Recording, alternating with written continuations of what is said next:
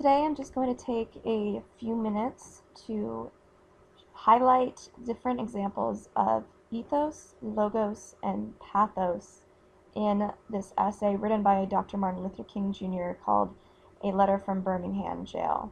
And I want to do this to help show all of you what it means for a text to use rhetorical devices and appeals so you can better understand and analyze the rhetoric used in other forms of literature and even forms of um, more less formal forms of communication, whether those be advertisements or even just posts on social media.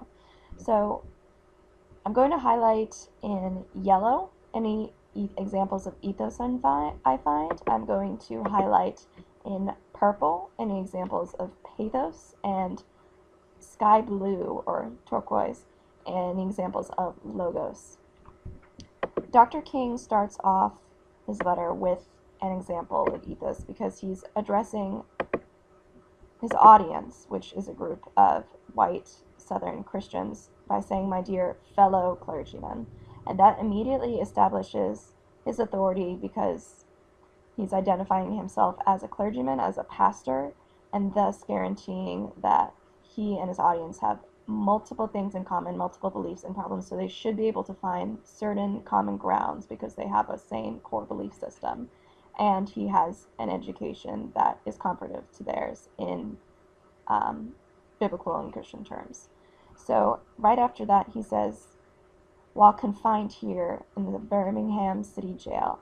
And this is a really great example of a more subtle form of pathos because he's not lamenting the chains on his wrists or the weight or the disgustingness of a prison cell or anything. He's just acknowledging facts, but doing it in a way that uses words like confined and jail, that even though they should be neutral terms, as soon as a reader hears them or sees them, they're going to have an emotional reaction to them because they're reading a letter written from someone who is imprisoned, and that just causes, as most humans would agree, a reaction that's very much unconscious and unlearned.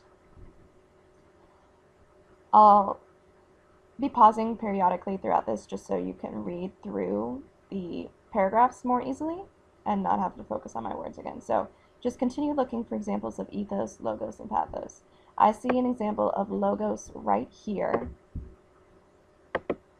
because Martin Luther King is explaining why, in a very logical way, why he simply doesn't have time to answer every single critique about his actions, and why he doesn't have time to defend every single one of his actions, because otherwise he would not get any work done and he would not actually be able to be the activist he is and make a stand make the stand he wants to make. I then see an example of ethos because he's identifying his audience as men of genuine goodwill and with criticisms that are sincere. And this is actually establishing his authority and credibility as well, because his audience is comforted by the fact that he believes that they are sincere and they are genuine and they have authority. So just by agreeing with them in that, he's establishing his own credibility and not trying to set himself up as an enemy or opposition to where they are coming from. I see ethos again as he begins to explain why he's in Birmingham, because he keeps referring to these organizations that his audience would find very respectable and estimable because they are based in Christian values and Southern values and based on human rights and beliefs that they all share and that they all have in common because they all have the same religion and use the same Bible, essentially. But even as he uses ethos here, he also uses logos because he keeps giving logical reasons as to why he's here. The organizations he's referring to have authority as well, but the fact that he's a part of those organizations is a logical reason for why he's then going along with this. It makes sense to his audience why he would want to be a part of it because of who he is and what his beliefs are, and because what their beliefs are as well. Even so, he's not doing this to try to eliminate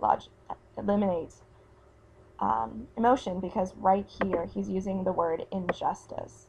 He is in Birmingham because injustice is here. This is a logical but also an emotional reason, because injustice is one of those words that is powerful and instills an immediate, again, unconscious reaction in the reader.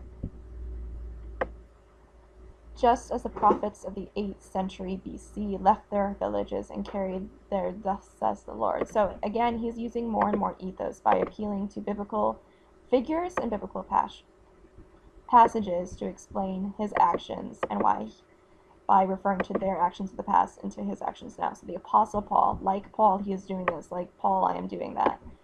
He has to continue his work just as Paul had to continue their work. Who is Paul, if you do not know, is one of the most respected apostles in the New Testament.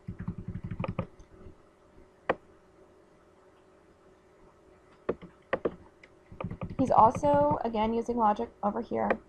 I am cognizant of the interrelatedness of all communities and state, because he's acknowledging how connected America is and the people of America are, because as a country we have similar laws, we have similar people, and as humans we are all interconnected. It's a logical statement that would also perhaps apply a little bit to pathos as well.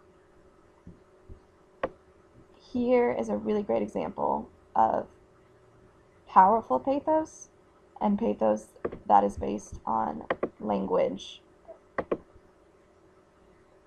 that's very much visual and vivid and calling on someone's imagination and personal experience. Injustice anywhere is a threat to justice everywhere. We are caught in an inescapable network of mutuality, tied in a single garment of destiny. Whatever affects one directly affects all indirectly. That last part also could be considered a form of logos, but mostly this entire section is just about appealing to someone's emotions and humanity above everything else. Here he's using more logos based on this idea of pathos, because he's acknowledging that anyone who lives inside the United States can never be considered an outsider anywhere within its bound. If you are an American, then you are an American, and you should be treated as an American. It's a logical example.